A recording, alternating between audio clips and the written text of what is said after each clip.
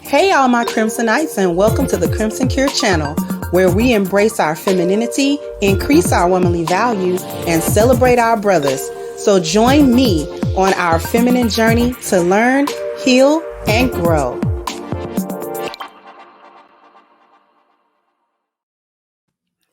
Hey there, my Crimsonites, and welcome to the Crimson Cure channel. I'm your hostess, femininity coach, and author of The Crimson Cure, and this is my perspective.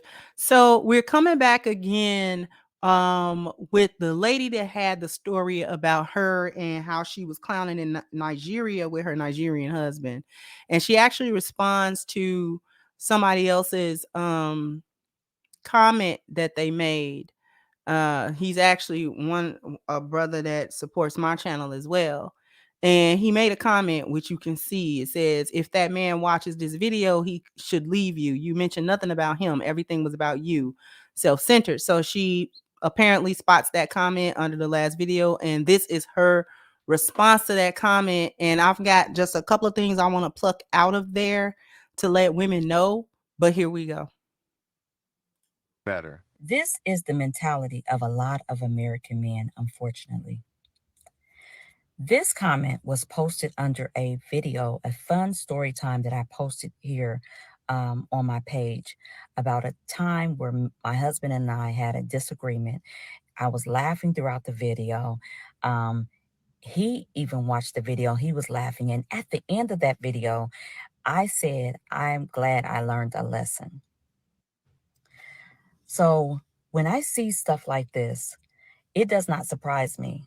And I'm sure it doesn't surprise a lot of American women because we are used to you leaving. We're used to it. You left your kids, your families, you've left your jobs, you've left your homes. You know, what else is there to do for you but to leave? This is the main reason why a lot of American women are finding love elsewhere or falling in love with other men from different countries. We expect you all to leave because we know a lot of you all are not built to stay. You're not strong enough mentally.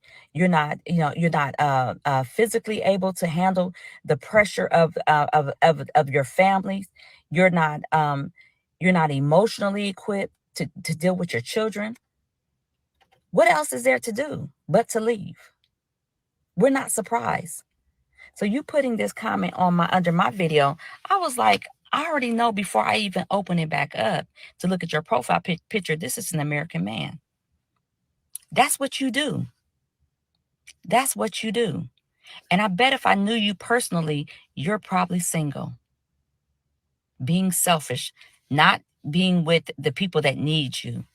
Nobody can depend on you. I would never say I'm going to leave my husband over an argument, and vice versa. We've had plenty of them. It's what's making us and keeping us strong. But you don't know anything about that because this is what you do. It's not surprising us. And I'm out here to bash American men because I do have sons. I have uncles, that are American. I had an American father, but they didn't have this kind of mentality.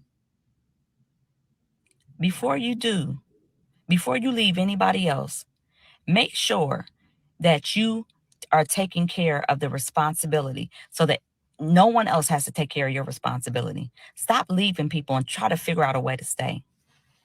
American men do better. Now, there are a couple of things that I wanted to point out here with what she's saying. The first thing that she's doing is she's bringing out some sign language in the direction of American Black men and basically saying that they always are running from their responsibilities. Like in general, Black American men are not built to maintain families and responsibilities, that they are pretty much always the ones that leave children and women and families and homes and things of that nature, even jobs, that basically Black American men always run away from responsibility of any kind, and that they are not to be counted on or doted on for anything because they're basically not dependable, right? Black men are not dependable because if you're always leaving and always vacating the premises when things get difficult, then that means that you are not a dependable person. You know, when the going get tough, the tough get going and all that type of stuff. And I find that to be common rhetoric among Black women, to say that it's the men overall whose failures and flaws and frailties are the main reason, and the main reason why Black families and Black American families are failing and pretty much non-existent at this point. So I'm pretty sure that everybody has heard that type of sign language from Black women especially. So that's not new. The other thing that I want to talk about is this. She was saying how women are going to get other men from other cultures. In mass, you all can't do it. In mass, you all can't do it. She doesn't seem to understand the problem with her story time. She characterizes it as a fun story time. And then she says that her husband even watched the video and he was laughing about it as well. More so probably because it's in the past, right? And not something that's currently going on, because I'm pretty sure he was not thinking that it was funny when it was happening. Here's the problem, and here's how she didn't really learn the lesson, because she said a couple of things that I need you all to understand. She said that Black men are not built, basically Black American men are not built for the pressures of their families. And then she makes another statement following that, which says, I would never leave my husband for an argument, and vice versa. He would never leave me on the back of an argument. And we've had plenty of them. And that's what makes our marriage strong and keeps us together. That is untrue.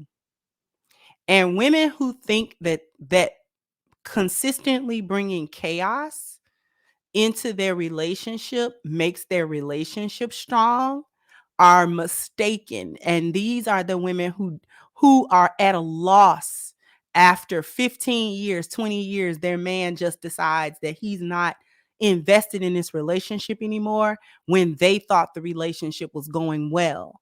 And that mentality right there told me a couple of things. It told me that she didn't understand.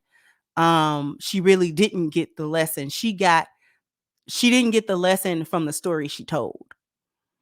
And it also tells me that when she said that Black men were not built for the pressure of their families, she meant y'all can't handle strong women. That was another way of her saying, y'all can't handle Black women. Y'all can't handle the level of chaos that we actually bring. We're going to bring you a lot of trouble, and you're not built to stay with us regardless of the amount of trouble that we bring you. The thing that she doesn't understand, and probably somebody should give her this because she needs to hear it. I don't remember if she mentioned how long her and her husband have been together, but I can assure her and other women who might be thinking this, that a bunch of arguments is not holding your marriage together. It's actually eroding your husband. It's running him down, actually. Because the longer that you're together, the less arguments you should be having. Even if in the beginning of your relationship, both of you are kind of young and the woman is chaotic, it should, even if there are contentious moments and arguments in the beginning, if you're there longer than a couple of years and the frequency and intensity of these arguments doesn't taper off and die down, that's problematic. You can't keep up that kind of energy talking about we've had a lot of arguments. That's actually not a flex. That's not a flex, because this woman doesn't seem to be super young. She looks like a middle-aged woman. So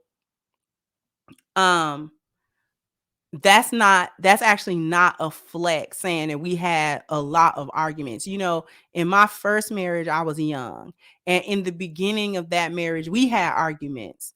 But as the years went on, you could count them arguments, man, on one hand. And they wouldn't even be intense. It would be more like we had a little tiff. We was kind of upset with each other. And then we figured out how to come to resolutions so that we don't have to keep going over the same thing over and over and over and arguing and fussing and fighting. And because that's too much. Women can take that. Some women can take that. I know I can't take that. But there are a lot of women who don't mind that level of chaos because they can handle it emotionally. Men, not so much. It becomes a wear down situation where it's like, here we go, because 1 minute we're okay and then the next couple of days we're not okay, and then it's like, I don't know what's going on, and then now we got to have like an argument about whatever, and he's usually in the dark about exactly what's going on and why there's got to be so many confrontations. I guarantee you the amount of arguments that you're having, that is not the glue to your relationship. That is the demise of your relationship. Slowly but surely, you are tearing it down brick by brick with a bunch of chaos. If depending on your age, if you're a mature woman and you've been with your man for X amount of years, y'all shouldn't even be arguing. Truth be told, y'all shouldn't be arguing. In them last, I want to probably say last 5 to 6 years or so of my first marriage, man, we didn't have no arguments, bro. We did not. It just what we arguing about? What we mad at? We know each other well enough to know when one is irritating the other one.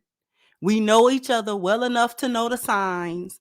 And then to avoid the argument or avoid the potential of the argument, we just leave each other alone. Well, you done already got on his nerves, or he done already got on my nerves. And it's like, okay, let's just chill. Let's just, you know what I'm saying? We not even gonna go there. We not even gonna go there. We just gonna circumvent that whole situation. Give it a minute, we'll be okay, and we'll be able to get back on track without the argument, minus the fight. You don't have to always fight off track to get on track. Like, you don't. If we can't have a talk like civilized human beings without no argument and wearing each other down emotionally like that, like, that's a problem in and of itself. In and of itself, that's problematic. Our marriages, that's what keep our marriage together. No, it's not, ma'am. I promise you that. I promise you, if you ask your husband his opinion on whether or not the arguments are the glue to y'all relationship, he would have a different answer for you. A different answer for you.